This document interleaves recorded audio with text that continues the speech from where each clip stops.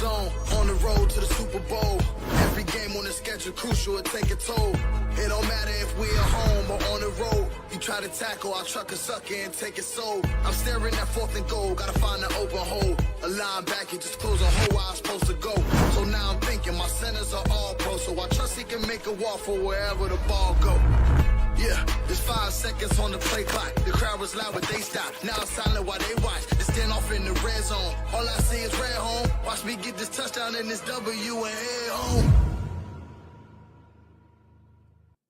Welcome in, Cowboys Nation, to another episode of Game Day Live. Week 8, it's your boy Skywalker still with Jesse Holley.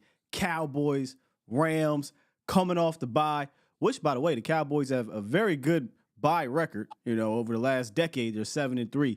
Can they make it 8-3 against a Rams team that is coming off of a defeat last week against the Steelers? So they're going to be hungry, Jesse, and the Cowboys need to come out and match that energy. But before all that, what's up with you, bro? I'm good, man. Off my bye week, I'm recharged. I'm refreshed. Of course, noon games. We love us some good old noon games.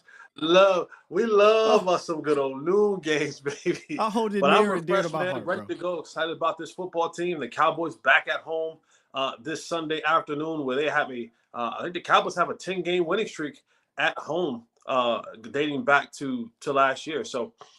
This big game for the Cowboys. And while I say it's a big game for the Cowboys, I just feel like it's time to get going. Yeah. Right. Like this is the point of the year where I believe it's time to get going. When you got a good stretch where you should be able to, run off a couple games. And, you can debate how you want to debate about the Philadelphia game. But, when you look at the Panthers and the Giants, Seattle's, like, you should be able to run off a good 6 or 7 games to kind of either bring yourself closer to where you want to be and winning the division, or separating yourself from the rest of the pack in a good way. So this is a good start for the Cowboys, man. I'm ready to get this thing rocking and rolling. Hey, I agree with you. And I actually was going to bring that up as well. Look, all the games are big, right? All the games are important, I should say. All of them are important. However, it's been since week 2 since the Cowboys have had consistency. Right? Mm-hmm. They've been win-loss. There hasn't been any momentum built, sustained, and you need that for confidence as the season goes on. You don't want to be the team that's win-loss all year. Obviously, that ends the year. You'll likely be something around like 10-8 or 10-7 or what have you, and not much hope you have going into the offs. But they haven't strung together consecutive victories, let alone consecutive good games since the opening two weeks of the season. So the Cowboys need to come out of this one with a victory. They need to play well doing so, and hopefully get out of here injury-free, which we'll get to in a second. But we joked about the noon stuff, and I wanted to talk to you about this because you've played, if you don't know Cowboys Nation, this is Jesse Holley, former Dallas Cowboy. He's used to playing in some of these noon games, some of these late games. And from your experience, because as, those who cover the team, we love it. But as a player, what do you prefer and what's different about a noon game? For me, I don't have to wait around. A noon game, I know when I get up, it's countdown to kickoff, right? I get up, I get my breakfast going, I get my day started, and I know I don't have that long wait to get to the stadium. Because by the time you wake up 6, 7 o'clock in the morning, you get your breakfast, you look up, it's 8 o'clock. You got to report to the stadium by 10. You get to the stadium, you get your routine going on, and then at the end of the day, on the fun side of things, if you got out of there with a victory, you kind of have the rest of the day to enjoy, whether that's be with family, relax, do whatever it is that you want to do. But it's, when you play those late games, those primetime games, you're sitting around for hours upon hours, and that can kind of get, grow on you a little bit. You can't really take a nap because you're anxious, you're ready to go. This right here, you'll wake up and the game is right in front of you.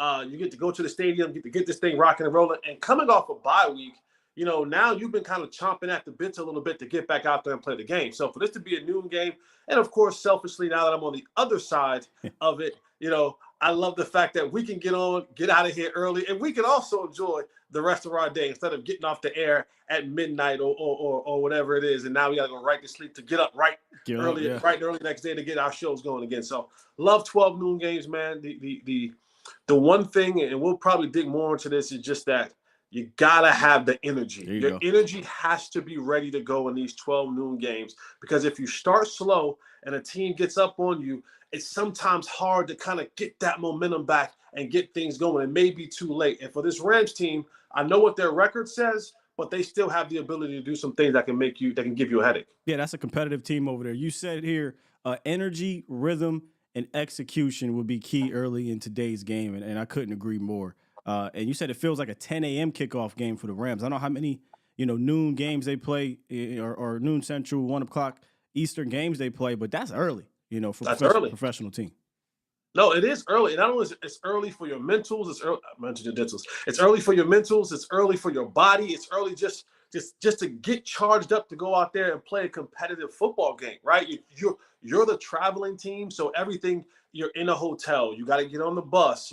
You don't have your normal stuff that you're not at your locker. Right. You're at a visiting team locker. Your locker room is smaller. You don't have the special hot tub that you like. You don't have the special bathroom that you use. The breakfast isn't the same. So all those things, you add those into the fact of the matter is, and the clocks are different, right? It feels like a 10 a.m. game, because now when you wake up at 6, it really feels like 4 a.m. So for the Rams, it's kind of like, got to really get that energy going. And I'm sure the coaches have emphasized that a lot. And for the Cowboys, it's still a 12 noon game, but those guys have come off a bye week, right? My alarm clock is not set. I get to sleep in a little bit, right? I'm on vacation. I'm doing whatever I'm doing. I'm playing with the kids. Now you got to get your mind trained back to, all right, let's get back into go mode for this game. So it's going to be really interesting to see how both of these teams come out in this game. And that's why I said energy, rhythm, and execution early in this football game is going to be key. And whoever can start fast and start first and start fast is going to be key in this football game. Let's see who is going to have that potential to get going for the Cowboys from an active, inactive standpoint. It just dropped about 40 minutes ago. Inactives for the Cowboys: Jalen Brooks, Deuce Vaughn, Noah Igbenogany, Junior Fehoko, Eric Scott, Trey Lance. Those are 6 of the 7. And if you look closely there, that is 4, I believe, all 4 or 4 of 5 of the day 3 picks. So in Brooks, Vaughn, Fehoko, and Eric Scott, those guys continue to just basically essentially get a redshirt year at this point.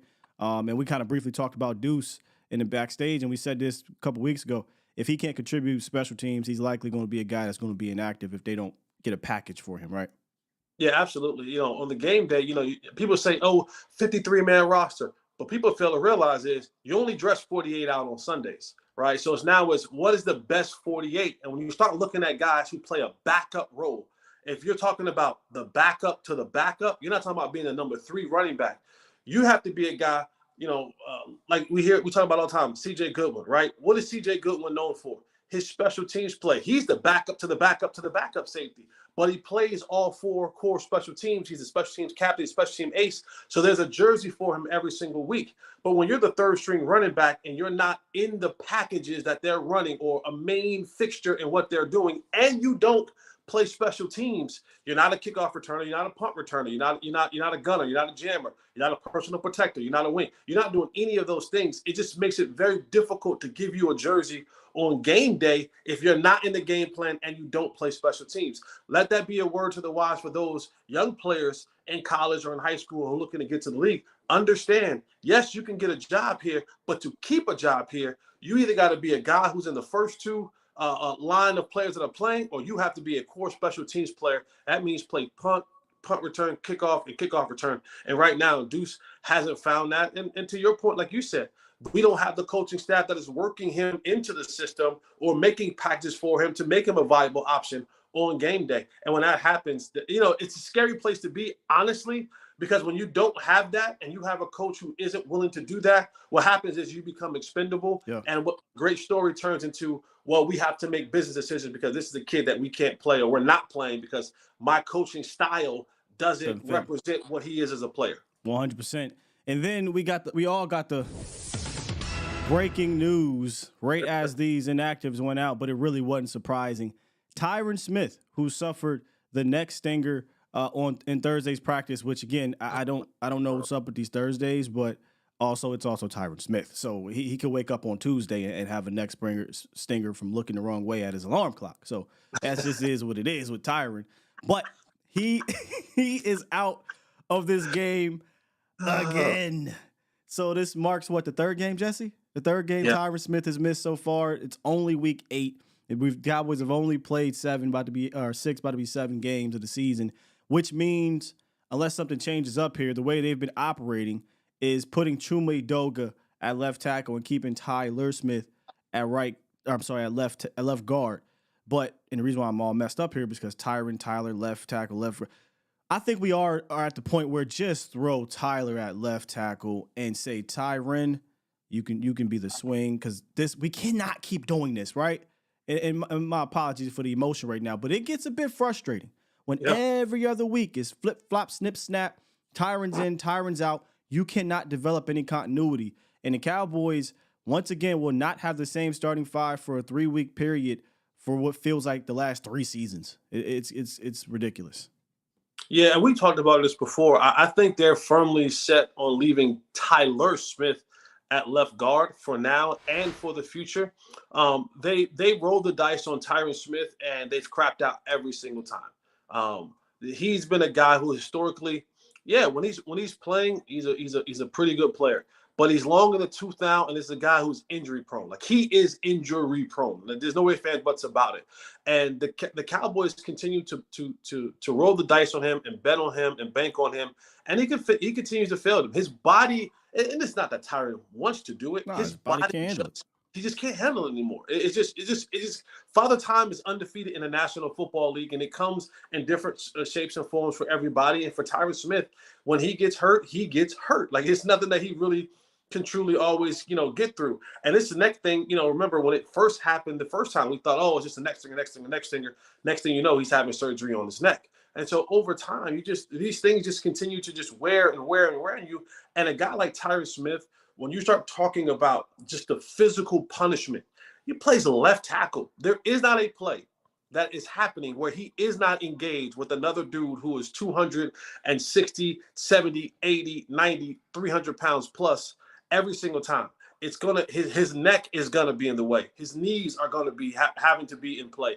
Shoulders, arms, elbows, feet, ankles, back, whatever those things are, well, all the ailments that he's had. So you can't hide a guy at left tackle when you're talking about, the injuries and stuff like that. Again, the Cowboys aren't one of these teams who, kind of foresee what the future is with a player and kind of make a decision like, a la Bill Belichick, who always seems to let guys go 2 years before they break down, get value for them, and turn it into something else. The Cowboys just hold on to their legends and hold on to their legends and hold on to their legends to begin to actually cost you in vital moments. Now, I don't know the outcome of what this game will be, but I can absolutely tell you that there's going to be an issue at left tackle today. It just is. Nothing against Chuma Edoga, but there are going to be some times when we look up and we go, uh-oh, he missed a block, or he held, or you know what I'm saying? Like, he's not going to have a clean game. Yeah. The reps aren't there. The skill set isn't there. He's a good player, but when you're talking about inserting a guy on into the game plan who probably think about it, during the course of this week, he wasn't getting first team reps Monday, Tuesday, and Wednesday. Tyron hurt his neck on Thursday. So Friday and Saturday is when you kind of have to ramp it up for Chuma Edoga to go into a game to play a defense who's looking to get back to their winning ways. And let's go ahead and look at this matchup: Cowboys offense against the Rams defense, and there's that big number 99 named Aaron Donald, 3-time Defensive Player of the Year, Super Bowl champion. And yeah, he might not have the 10 sacks right now at the or at the halfway mark of the season, but he I believe has the most pressures, or tied for the most at the position. So he's still a problem. And what they like to do, and he's so good, is they'll move him out there at defensive end, and he'll go up against your tackles. He did that against Tyler last year, and boy, Tyler had a tough time dealing with him. So it would not shock me if defensive coordinator Raheem Morris decided to put Aaron Donald out there against Chuma Edoga, which means the Cowboys have to answer that with some help on that side, I think, Jesse. Yeah, absolutely. Aaron Donald's coming. This is the first time in his career, his illustrious career, that he's going 3 games without a sack. And so, having that frustration, and then players always get up to play the Cowboys. We know that for a fact. We've heard it from other players. They always get up to play the Cowboys. No different for Aaron Donald. And one thing that they like to do, the Rams, with Aaron Donald, is you'll see at times where they'll take 3 of their defensive linemen and kind of almost stack them up side by side on one side of the defensive line, and they'll have one guy or two guys on the other side. And what they do is they'll run kind of these twist stunts. And what it does is it makes the offensive line have to, okay, all right, we got three guys over here, so we have to now shift that way, right? We have to slide our protection that way. And then when Aaron Donald comes looping back around, what has happened? Now you've had a guard or a tackle that they've created space because the center has to slide, the tackle has slid out to defend whoever he's defending, and now you've given Aaron Donald a one-on-one matchup with a tackle or a guard with space to move. So they're going to try to find unique ways to get Aaron Donald open and get, Aaron Donald one-on-one matches because he sees double and triple and quadruple, and sometimes all five offensive linemen go the way of Aaron Donald. So they're going to try. Raheem Morris is going to try to find some ways to get Aaron Donald going today, because when you get Aaron Donald going, like with Michael Parsons, when you get guys like that going, the others in the defense begin to have their game lifted up. Now they have more opportunities, and they can go out there and do what they do. And for the Rams, they need the pressure. They don't have the skill set in the back end for what they want to do. So they need these guys up front to get the pressure, to get the sacks, to get the quarterback off his spot, because the guys in the back end aren't the greatest. No, absolutely right about those stunts there, Jesse. They are the seventh. They stunt at the seventh highest rate in the National Football League, and I think a lot of that has to do with them also not having guys outside of Aaron Donald that can get home at a high rate. So what do? You use your best piece to help other guys. So Byron Young can get a lot of pressures, not necessarily being dominant, but he's getting some pressures. I believe the guy, I think it's Michael Hoyt, I believe is how you say it, Michael Hoyt. One of the versatile, interesting pieces on that defense. Raheem Morris he's a wild man. Pounds. I mean, 310-pound guy that they drop back in coverage, I think like 10 to 15 times a game, and we'll get to that in a second. But just focusing on the front here, they like to use Aaron Donald to like a wrecking ball, bowling ball, to get others involved, or others involved to get Aaron Donald on that stunt to get home. Because like you said, the back end, from what I've seen, the back end individually, from a player to player standpoint, you can take advantage of them one-on-one or player to player. But Raheem Morris knows that, right? So what Raheem Morris is not going to do is put his guys in terrible situations. If you look at the last couple seasons, he's backed off. I got these statistics here. Last year, he blitzed at the 13th highest rate. This year, 27th. And because of that, because there's so many guys in the back end, because they like to disguise what they do with their safeties a bit, they've only given up 4 passing touchdowns. So it's really strange. They don't have a whole bunch of horses, but Raheem Morris understands his guys, and he's not going to put them in terrible situations. That doesn't mean there are opportunities, but he's not going to allow them to get fried one-on-one on the outside without help or without playing off. I called it in my notes there. The cornerbacks play off and soft. They really don't care if they give up receptions in front of them, as long as they're not breaking anything deep. But what I noticed where you can catch them sometimes, though, is on those drag routes. If they get caught in man or get caught in the blitz, which they just don't blitz a lot, Jesse. I'm not sure what you noticed, but some of the things you saw defensively from that back seven, from the linebackers on back there. Yeah, what I've seen with those guys, and they play a multitude of coverages, right? They'll play quarters coverage. They'll play, quarter half. They'll play cover 6. They'll play man-to-man. What Raheem Morris tries to do, and I think this is the thing that, as a defensive coordinator, when you're used to having a certain level of player, right, you're able to do certain things differently. They like to hold, they try their best to hold that pre-snap look, and then post-snap, change their look in the secondary. That's when you see they'll leave guys open, running up the sideline through the middle of the football field. Sidebar, this is a game. He's a captain today. Jake Ferguson needs to get off. You put a pin in it. Put a pin in it. We're going to talk about put a pin in that. I'm just going to put a pin in that of how they leave the middle of the football field wide open, and how they don't, cover tight ends as well. But what I do think, Raheem Morris, who's been around this league a very long time, when he watches tape, he might say to himself, the Cowboys receivers as a whole, not everybody, but as a group, have not been able to get off one-on-one press coverage very well this season. They want to have these timing routes going on in the West Coast offense. So maybe, just maybe, I come up and I pressure these guys at the line of scrimmage and see what they can do with that. Because if I give them a free release, now that allows that timing of the Cowboys offense to get going.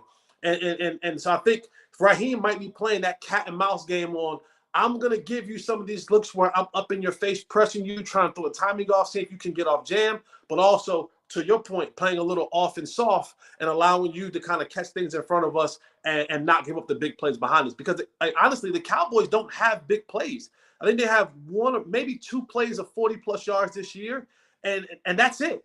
I mean, we're talking about going into the week, the seventh game of the season, week 8 of the year, and they only have two 40-plus yard pass plays to their name. So they're not looking at this team and saying, they're super explosive and they're going to take the top off. So they may step up and press the Cowboys and see if that doesn't work in their favor early in this football game. Yeah, they played at too high back there 75% of the time pre-snap. No team does it higher in the National Football League.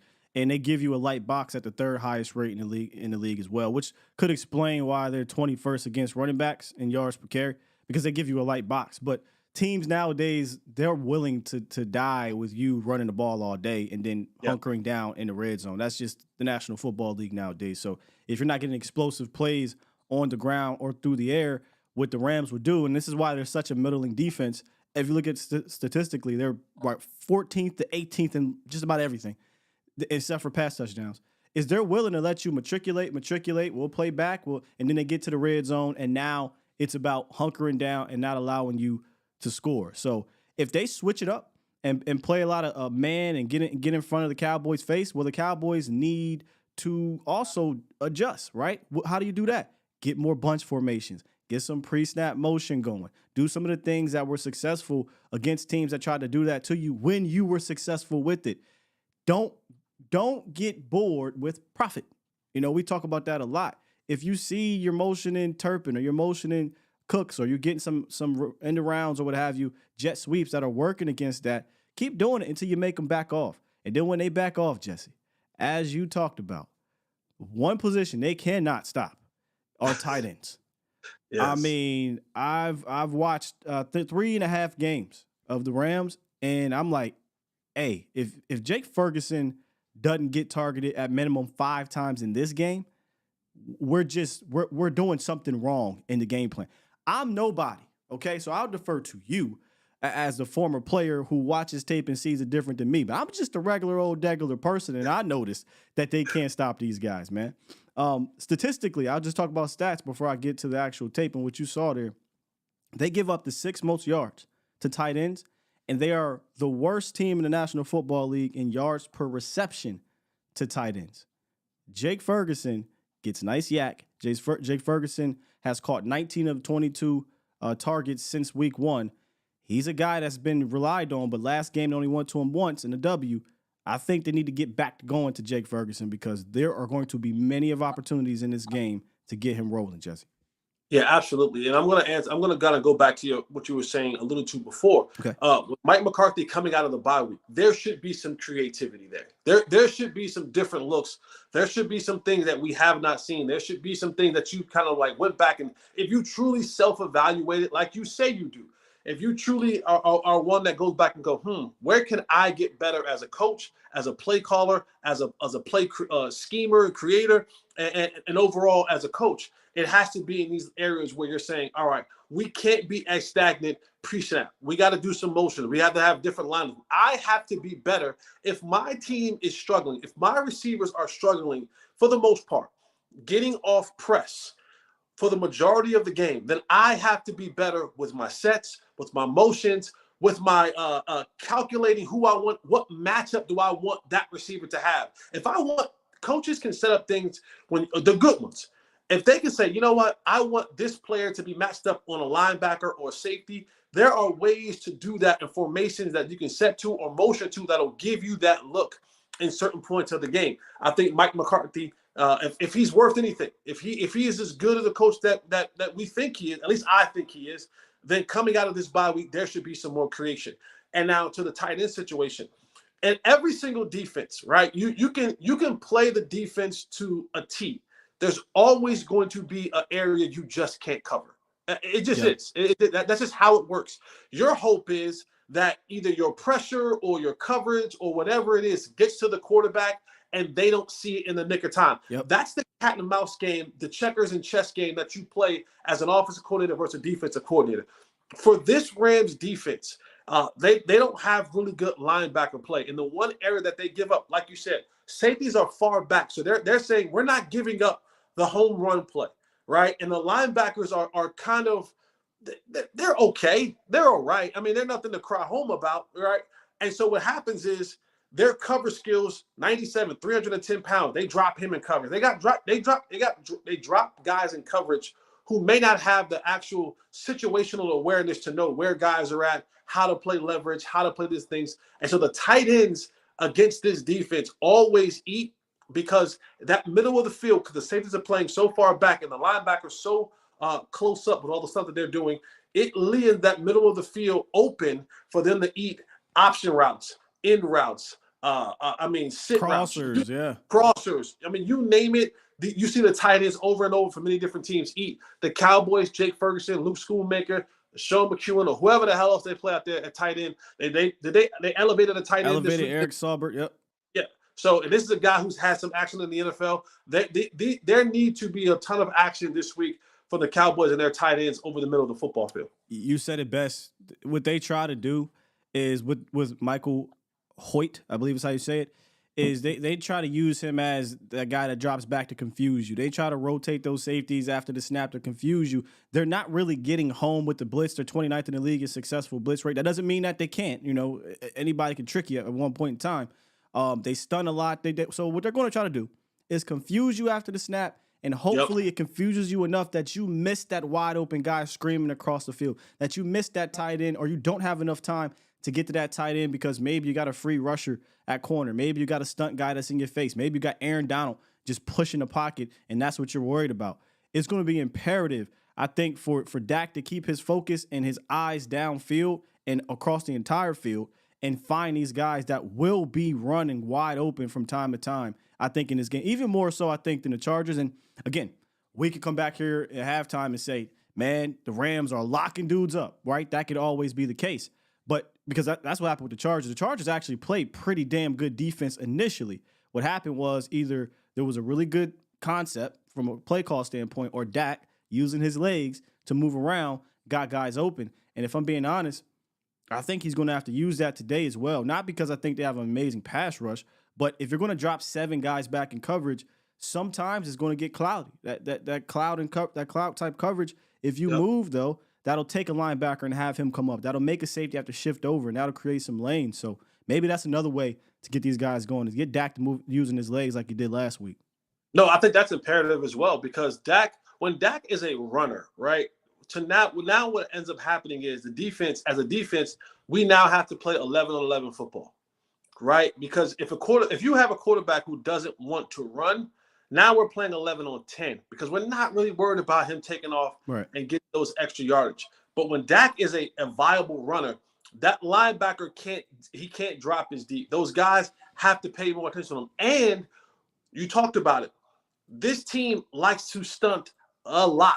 When teams stunt, they often leave areas open. They go away from something to come back to something. If you catch them in that twist, there's a seam for you to tuck the ball and go get some yardage. So for Dak, I think continuing that availability by his legs, that profit by his legs, will help this offense out tremendously, because he'll now become a threat. And in the back of the defensive mind, they now have to point to that guy.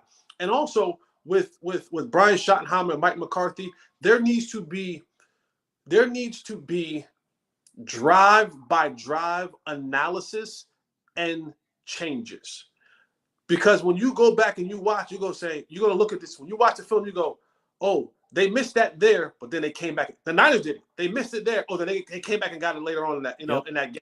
Oh, we missed it here, but they came back and got it. So it's like the coaches saw it. Hey, they did this and this formation, this down the distance, and we missed it.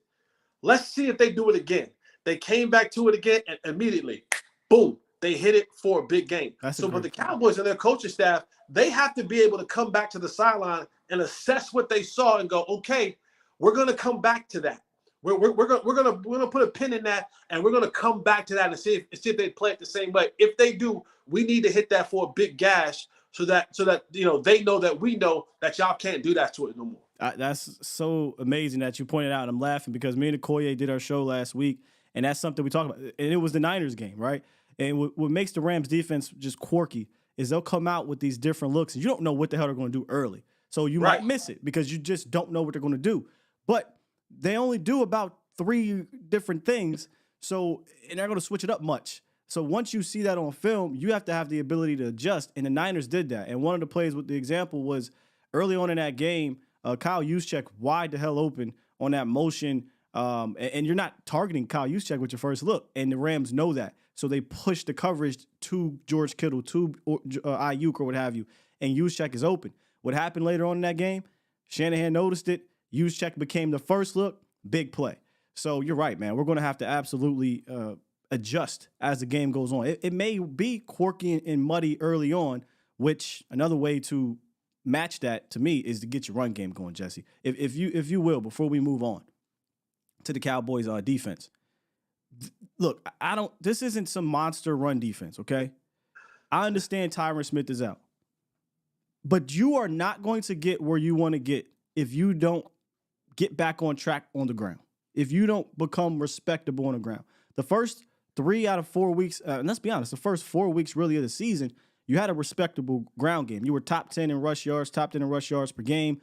Obviously, the carries were there. You had, I believe it was 3 of the 4 weeks, might have been all 4. You had over 100 rushing yards. So your run game was there. Then for whatever reason, obviously what happened against the 49ers, it was not a good game, period, from anybody. And then against the Chargers, they just dominated you up front. If the Cowboys can't get back on track today on the ground, the concern goes from, maybe a 5 or 6 to a 7, 8, 9. Because now, to me, I would say, well, when are they ever going to be able to get back on track? Because the offensive line is not changing. You're not going to add more offensive linemen.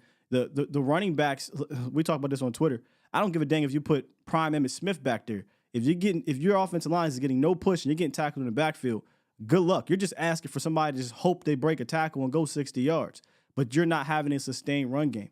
Need the Cowboys to get going on that ground this week, especially because we rely on the play action pass. Yeah, and one of the things that the Cowboys can do to do that, right, it's a couple things. One, and you have been an advocate for this out of the play action, but also run the ball a little bit better from under the center. And here's why, because math is just math, right? 1 + 1 will always equal 2. But when you run the ball out of the shotgun and you're just trying to go straight downhill, well, here's what ends up happening. You're standing 6 yards back from the line of scrimmage. Yes? Okay. Yep. Now, the ball is set. The defensive lineman is there. The linebackers are probably 6 to 7 yards. So there's probably a total of the same distance that you're standing, the linebacker standing from the ball as well. So now when you decide to put the ball into the running back's gut and he has to move forward, well, everybody's now converging at the same time. And so there isn't much running room for you to be able to do things if you're not creative in the way that you're running the football. So I think running the ball from under center kind of gives you a little bit of a different look. Linebackers still have to wait just a second because the vision isn't quite there of what they want to, what you're doing with the football. Your running back is coming downhill. The mesh point, it just happens differently. When he's coming downhill and the blocks are happening, he's able to hit it right off the butt of those of the guard or tackle, whoever's pulling or whatever it may be, opposed to when it's in the shotgun. And then for the Cowboys, I think you got to do more things that more counters, more things where you're again getting guys moving, having the defense have to shift a certain way. We talked about the motion because people just think motion just for motion's sake. No, it ain't motion just for motion's sake. Mm-hmm. A lot of times what you'll have is you'll have those linebackers, when a motion happens, you'll see them do that one step over. And that one step over in the running game could mean the difference of a run going for a big gain or a run going for no gain. Because all I need now is for my offensive lineman to get a piece of that defender or be able to now that linebacker is one step out of where he's supposed to be. And now when he tries to step back into that space, it lines up to where my guard or my center or my tackle or whoever it is blocking him. So being able to do that off the motion also helps your running game. The Cowboys overall have to get creative in a lot of what they do if they want to take their offense to the next level. Well, we could have an entire episode about creativity I know. on the offensive side of the ball. Coming up next. No.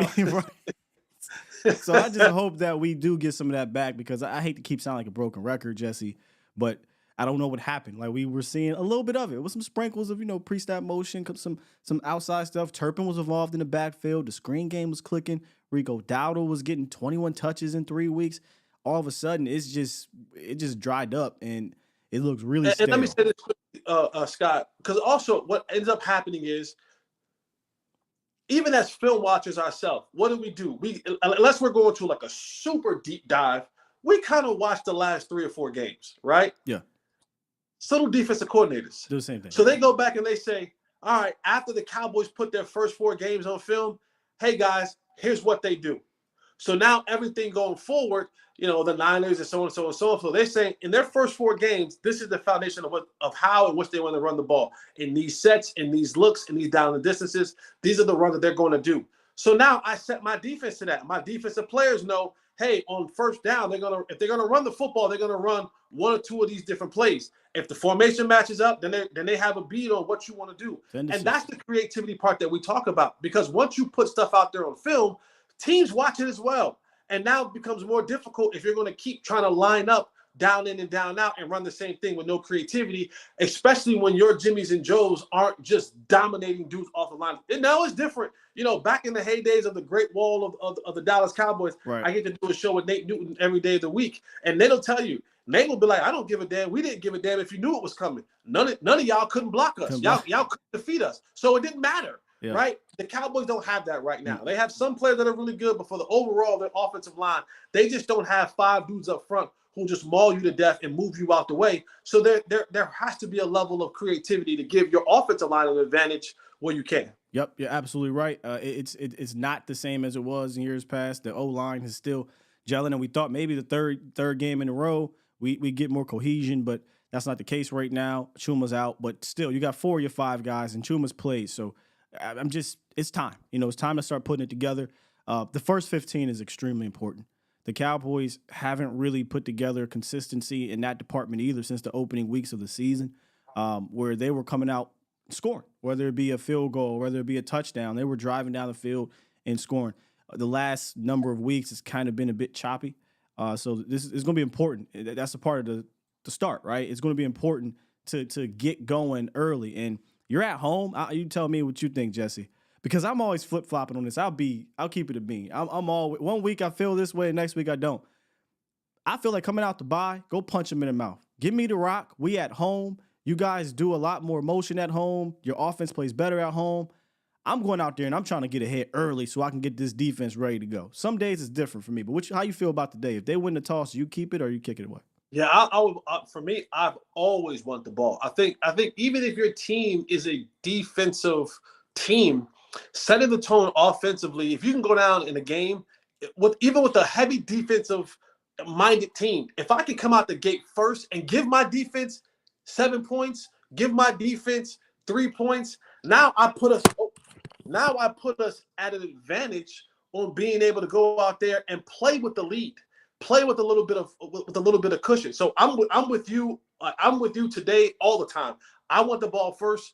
I want us to go out there and do what we need to do, and hopefully that ends with a field goal or a touchdown. So now when my defense gets out there, they're playing with some sort of cushion and saying, hey, we could be a little bit more free-flowing because we have a 3-point lead or a 7-point lead. So even if we mess up, we're not down. We can either, settle for a field goal, hope to a field goal, or they can tie the game up, and now we're back to playing football again. And look, on the other side of the ball, the Cowboys have not been great defensively in stopping teams coming out early. The Patriots went down and scored, I think, 3 points. The Cardinals obviously went down and got 3 points. The Niners scored a touchdown, and the Chargers scored a touchdown. So the Cowboys defense, as we switch over to the other side of the ball, they're trying to get on a bit of a roll. They're trying to end a streak. 4 games in a row, I believe, like I said, where opposing teams have went down and scored on the opening possession for their side. So, yeah, if the Cowboys can get on the roll early, that puts not a ton of pressure, right, because it's still the first quarter.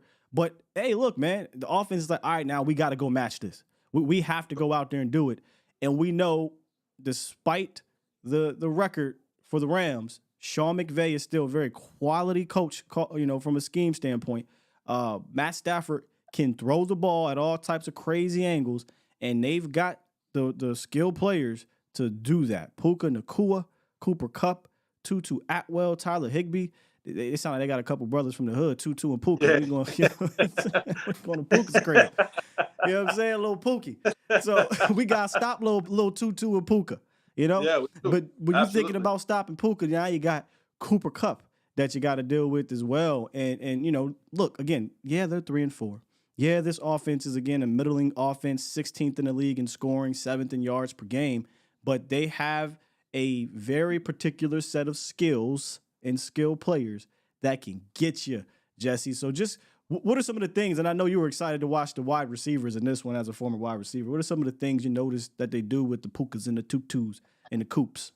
Well, they do everything that we wish our team does. Yeah. Everything that we said the Cowboys need to do more: bunch sets, motions, formations.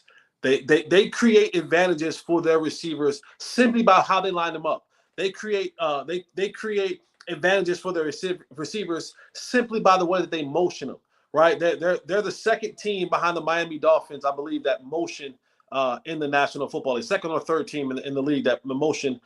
They're always motioning. It's Tutu. It's Cooper Cup. They're always putting their guys in an advantageous situation through motion, through lineups. And from there, they begin to kind of do how I remember the Patriots doing it. They'll run the same play four times for 4 different looks. It's the same play, but they're able to run it through formation, through motions that gives them the advantage. And then you look at Puka and you look at Cooper.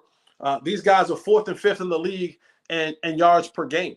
So those are the 2 guys you don't want to get going, and they're very similar in what they can do. They can do it at every level, short, intermediate, and over the top. Yes. So, but they and what they do offensively is you have to defend every blade of the grass, right? Because if it's not Tyler Higbee, it's Tutu Atwell. If not Tutu Atwell, it's Puka Nacua, who leads the league, who's second in the league behind Tyreek Hill in yards per game. He's on pace to have 1,800 yards this season. This guy was a 4th pick he was a fourth round pick for the Rams this year and came in and did well when Cooper Kupp was out with the hamstring injury. They inserted Cooper Kupp back into the fold, and Matthew Stafford, they have this thing called the Breakfast Club, Matthew Stafford and Cooper Kupp, where they meet every single morning. That's funny.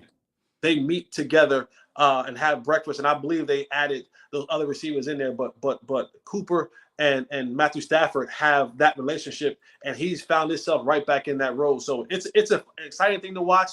And these guys, what they do at the line of scrimmage, especially Cooper Kupp, you ain't jamming that dude. You ain't jamming those dudes up all game long. I can promise you that. They're good. They're not the fastest. They're not the strongest.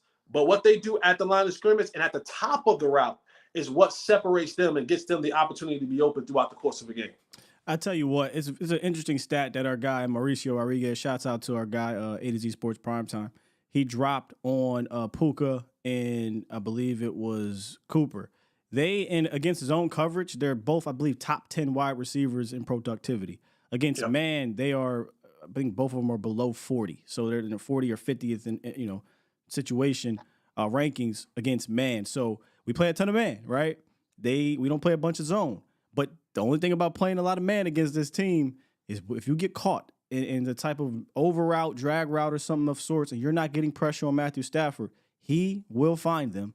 He will deliver the ball. And now you're dealing with Chase and Puka, who very underrated explosion after he catches the rock. He can get upfield in a hurry, and he gets upfield behind his pads. He's a tough dude, man. Tough, strong dude. And Cooper Kupp has always been that sneaky dude that can take you to the crib. It did to the Cowboys. If you guys remember last year, against our best cornerback, Trayvon Diggs. They get a little drag route, tries to press him, like you said. Diggs tries to undercut the ball. You never do that. That's a no-no. And he catches the rock, and he goes 70-some yards to the crib. So Dallas has to be ready for it. And I think the key to it, Jesse, is pressuring Matt Stafford. Yes, sir. Matt Stafford and Sean McVay, and this is the reason why you trade for Matt Stafford. They are in sync. They are one. They are aggressive people. Matt wants to push the rock. He's another pusher man. The Cowboys was dealing with a pusher man last week. We got another one. Matt Stafford's 5th in the league in 20-plus yard passes downfield. The difference between him and Herbert, he's hitting them. He's also top 5 in the league in completion percentage when doing it. But when you pressure this dude, he quite literally becomes the worst quarterback in completing the ball in the National Football League. 33rd. There's only 32 teams. Yep. He's 33rd in completion percentage when pressured. So You're talking about an offensive line that's really not that great, dealing with injuries. Right tackle Rob Havenstein, who's been a rock solid right tackle in this league, he's out, Jesse. He developed a calf injury on Thursday, much like our Tyron Smith. He's out. Note Boom is going to be the right tackle for them. He hasn't played right tackle since 2021 in that game. If there was a mouse in the house, I'm looking at these bookends. For real, I'm looking at these bookends. You know, Micah Parsons, you know, a lot of people are off of him. A lot of Cowboy fans absolutely despise Micah right now, which is wild to me. But this is a good time to get him back on your side, getting a couple sacks in this game. DeMarcus Lawrence get a couple sacks or get going in pressures. DA, Sam Williams, all these dudes have a chance, I think, to eat because that offensive line is a bit under the microscope now. But it's going to be key to pressure Matt Stafford, because if you don't, I'll show a play here in a second. They're going to make designs to get some guys open, not 5 yards underneath, 15, 20, 25 yards down the field. And if that happens, Gilly, Bland, you know, whoever's out there, they better be ready to cover these dudes.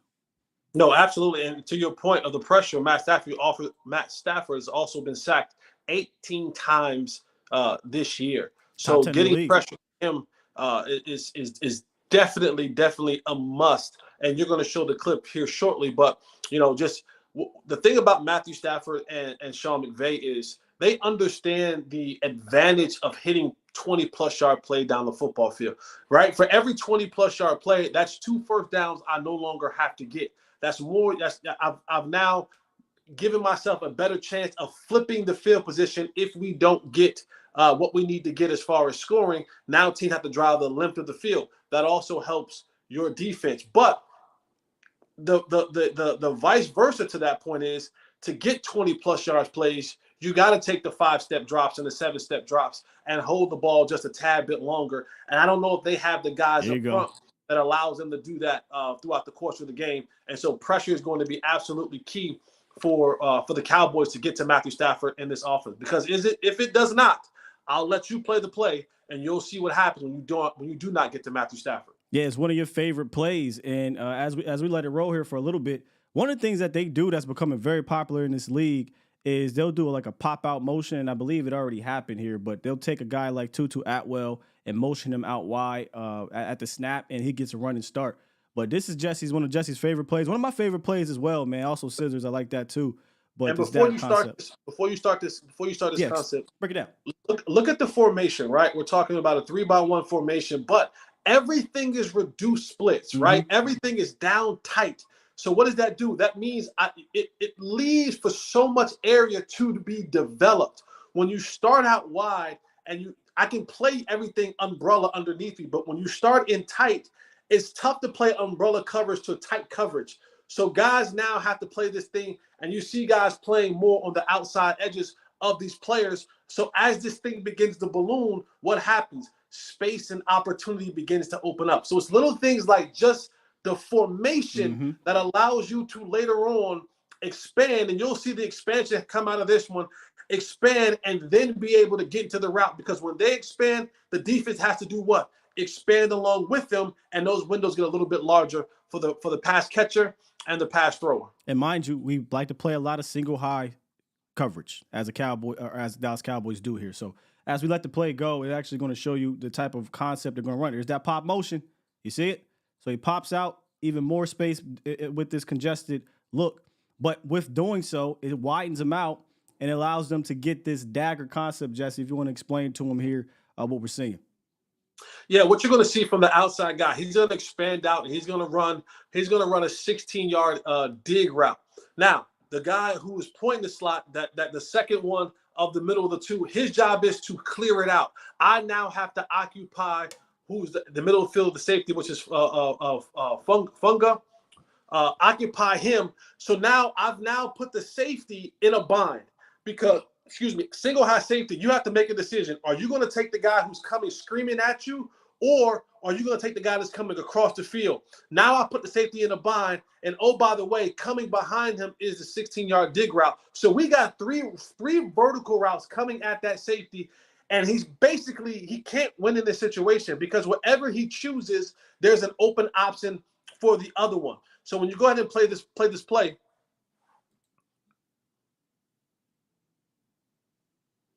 You'll see these guys work. He's getting depth, getting depth, getting depth. And now what he's done is he's gotten so much depth, right? Because he's the last line of defense. I have to be the deepest of the deepest. And now I've created a window between where the linebackers are at and where the safety is at. That's enough room when you have a quarterback like Matthew Stafford to fit that ball in there for what looks like to be a 20-yard, almost a 20-yard completion on that dig route. And if you just keep looking at the play, this is the part where I say, if I didn't catch it the first time, I'm going to catch it the second time. If you look at the top, they had that kind of clear route going underneath, kind of like that sneaky kind of deep over route. They threw it to the dig on this time because coverage dictated it. But if you look at the top of the screen, there's a wide open receiver. I believe that's Cooper Kupp. Puka right there. If that ball is thrown to Cooper Kupp, he can just do the old woman, old man mall speed walk into a touchdown. Those are the type of things that you look at. You put the defense at a disadvantage, and somebody's going to be left open. They hit the dig this time. I'm pretty sure they want to come back and hit that clearing route the next time. So you got to be able to do that and be able to be on point when you're playing against this team. But if you give Matt Stafford the time, there is not a throw that he can't make on the football field. 100%. And look what it does to Hufanga, as you said. I mean, Hufanga, not only did he make, but you can't make a wrong read. I mean, it's just, you're just in a bind here. He's nowhere near a play to make any type of play. I mean, Hufanga is just lost right here. He can't help anywhere. If Matt Stafford wanted to go deep, he could have threw deep. But this receiver knows I'm running a clear out here, so this really isn't my responsibility. These are really the two looks. And if you go back, the sneaky thing that they do with this Puka Nacua, he's going to jam the defensive end to help out his tackle, who's not that great, right? And then he's going to leak out on a delay.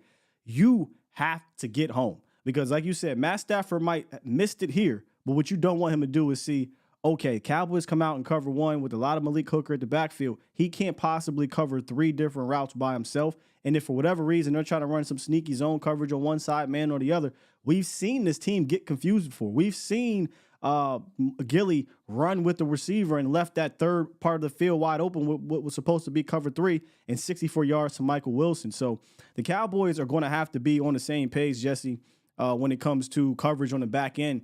Because it's funny, I saw this morning. Shouts out to my guy Darius Butler and their NFL matchup. This might be a game where you're going to have to cover first and then let the pass rush do its thing.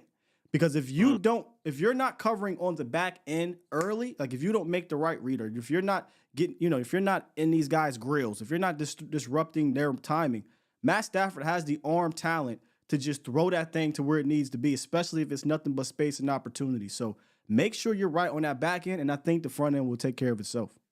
Yeah, I agree with you. And the only thing that worries me is when you see a set like this, right? This set is on the left-hand side, but they can easily put this on the right-hand side. And now what do you have? I told you guys this coming out of training camp. I think Stephon Gilmore is really good at keeping everything in front of him, reading concepts. But when Stephon Gilmore in man coverage has to get on his high horse and chase guys, that's where he's a little bit susceptible to be beat. He doesn't have the speed. He's never really been a speed guy from the start. And now in his 11th or 12th year, he's lost a step, maybe 2 steps. So having to chase receivers across the field, a guy like Tutu Atwell, or even a deceptively fast guy like Cooper Kupp on Stephon Gilmore can be a headache because Stephon just doesn't run like he used to run in his earlier days. 100%. Cowboys a couple minutes away from kickoff, as we do for each and every game day live on the way out.